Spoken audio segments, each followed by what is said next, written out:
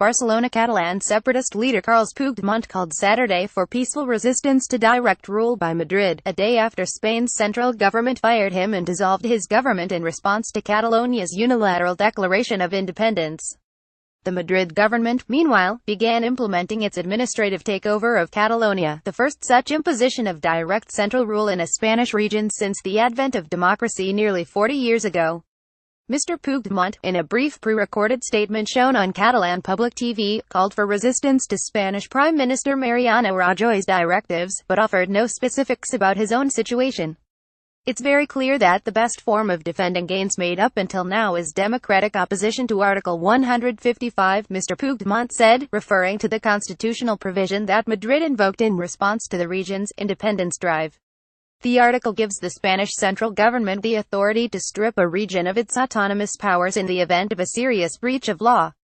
Catalonia, like other Spanish regions, was granted autonomy powers under the 1979 constitution that gave it limited control over its own affairs. The mood in Barcelona, Catalonia's capital, was largely calm Saturday, following a night of raucous street celebrations and some scattered violence after the Catalan parliament's vote to break away from Spain. Local police patrolled busy tourist areas near the Catalan parliament and government buildings, where hundreds of tourists mixed with independentistas in the mild afternoon sun.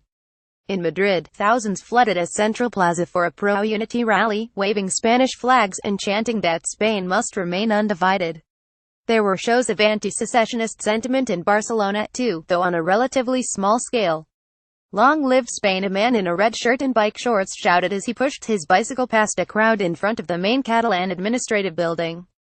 Catalan President Carles Puigdemont has called on Catalans to peacefully oppose Spain's takeover, in a staged appearance that seemed to convey that he refuses to accept his firing, which was ordered by central authorities. Photo AP Spain put its Deputy Prime Minister, Soraya Sáenz de Santamaría, in charge of day-to-day affairs in Catalonia.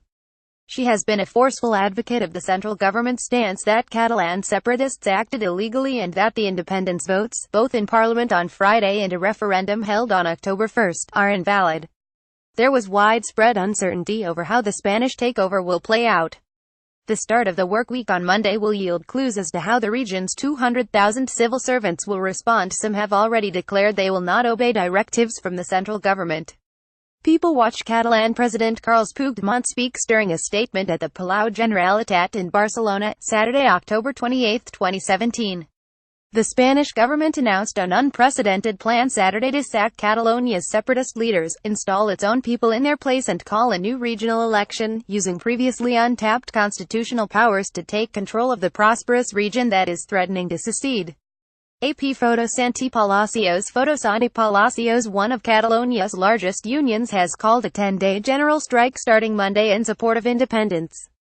Another unknown was whether separatist lawmakers would be allowed to stand for parliamentary seats in the regional elections that Rajoy set for December 21. Polls have suggested that Catalonia's people are split roughly equally on the independence question.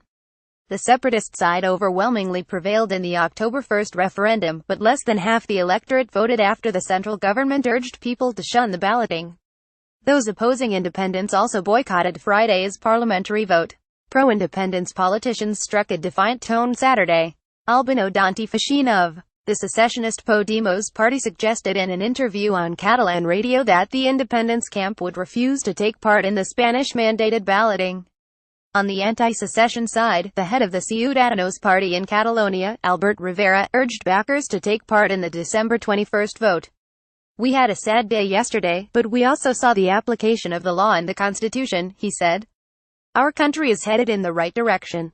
As part of its effort to bring the secessionists to heel, the central government is seeking to further isolate Catalonia internationally, dismantling the region's informal embassies in Europe and elsewhere. No country has offered recognition of the independence declaration. The Trump administration on Friday offered support for the Madrid government, a North Atlantic Treaty Organization ally, saying that Catalonia is an integral part of Spain.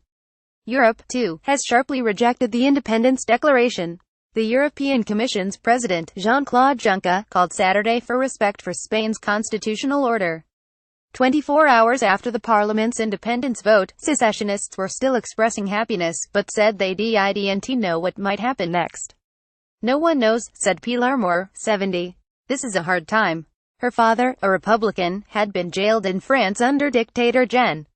Francisco Franco, and as a girl she had been forbidden to speak Catalan in public, daring to use her native language only secretly in her home. "Our fathers, our grandfathers, have been fighting for this," she said.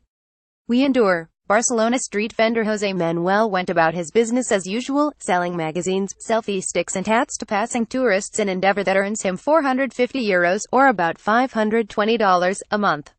While he said he believed in Catalonia's right to be independent, he worried about a potential currency change. "It's a big problem, the money," he said, before hurrying to attend to a customer. Los Angeles Times.